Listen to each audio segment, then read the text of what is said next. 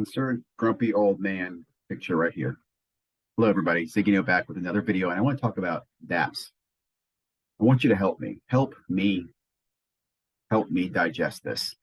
What I mean by that is there's certain things in life that you're just going to have to eat, right? You have to eat your carrots, you got to eat your broccoli, and you got to eat celery. I can't stand celery. I'm not a fan of Dappz. I've been critical of him since the beginning, since I first saw him. I think some of the things that I saw, and Sports Card Investigator did a great video of this probably 2 years ago, him showing you a card that had an autograph on it saying, this card's $5,000. And then he shows you a card that doesn't have the autograph. And you can buy this one right now. Kind of a bait and switch. Very, very manipulative. In this video that I have in front of you, and I'll drop a link, this is Sports Card Nonsense interview with Dappz. I was very critical of them interviewing him. I'll also say this is another thing I don't like about Sports Card Nonsense. Why are you giving this guy your sunshine? But, if you look at it, I'll just quickly show you here. This might be why. You Google Dappz and Reubens. This was a year ago, and I remember this. I remember this happening. I remember being outraged when this happened. And this is, he met him at, I want to say, the National.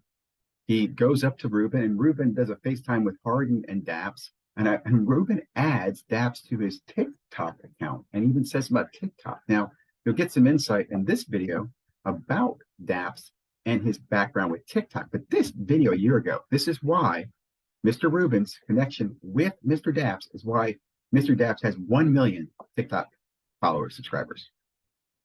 In YouTube, different world, right? It's not my, anyway, here's another thing. Quick article here. This is July 4th, just a few weeks ago on Dappz Sports, right? In Sports Card Investor or Sports Collectors Daily. I talk about this channel every day. They'd never put me on this channel. They're never going to talk about ZiggyNo, but they're going to talk about Dappz. Again, gropey old man here. I know. Help me digest this. Okay. This one right here, Bounty. With Dappz, David Adams. Again, validating him. So you got David Adams. You got Sports Card or Sports Collectors Daily. You got Mr. Reubens. Here, bring back to this. So a few things you should know about this guy. And, this is public. When he's asked earlier about how he got into this, he talked about how he was buying cards in 2019 and making content. He doesn't share with you that he was making content in 2019. I don't have it in front of me. It's not worth pulling up. But his video was something, I forget the name of the channel. Someone else can Google it or find it, whatever. But he basically went around in the street, would meet a girl and would ask her to have sex with him. That was the punchline of the video. To meet somebody live, put them on camera, meet a girl, and seriously ask them, hey, we have sex with me tonight. It wasn't like, hey, can we hook up? It wasn't even subtle. It was specifically, will you have sex with me tonight?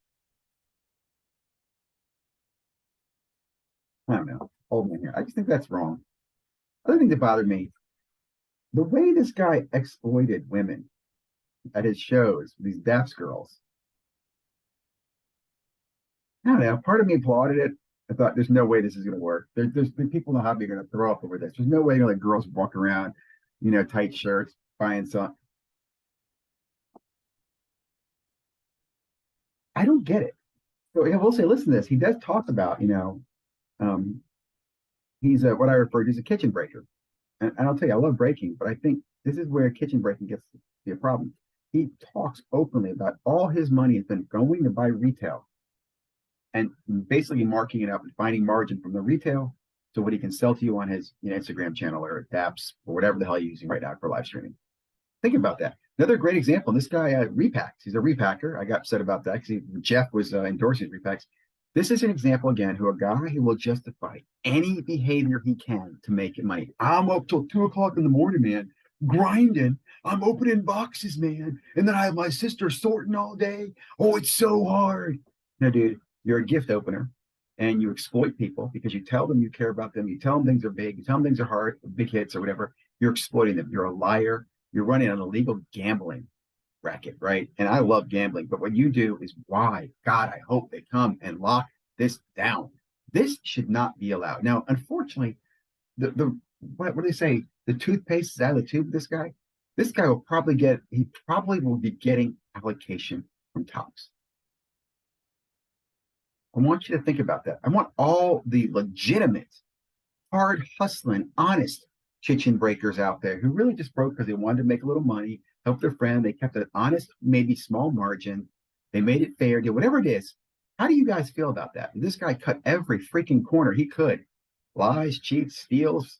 And I will say that lies, cheats, steals. I've seen him lie, I've seen him cheat, and I'm going to bet that he's been stealing as well. Repacks are stealing, right? I mean, just, oh my God, it makes me sick. Help me digest this. He is the future of the hobby, guys.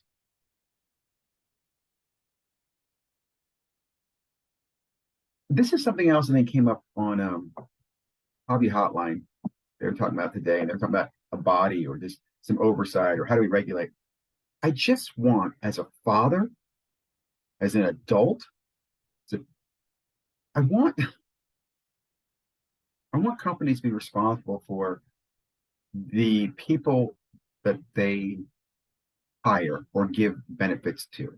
They should at least do some of the background check, right? If you can tell me the Dappz interviewed and said, yeah, Dappz is a really good candidate for the message we want to send young girls in the future, step forward and be honest about that, fanatics. Own it. Okay. We interviewed Dappz. Great character. We don't care about his harassment to women. We don't care about the way he's treated people. We don't care about his manipulation and misleading. We don't care about his repacks. That's all fine with us. Just go ahead. Tell me that. Panini. Panini, tell me you are completely fine with Mike Geo and the other dude there controlling the Panini NFT breaking market. They're the only platform that can do it. They're the only ones allowed to have it. You send them extra Panini NFTs all the time that they give away to their friends. They don't give away openly and publicly and fair because, well, I'm part of the blocked public, so I can't participate in those free giveaways. How do companies do this? And then is ignorance? Do you deliberately do this? I mean, there's bad things you can do, but I think again, I don't want to go off tilt here, but you have to look around at the company you keep. You can make some company better. You can improve. Let's say everybody's perfect. Man, but dude, disgusted. Help me digest that. Am I wrong? Help me digest it, please.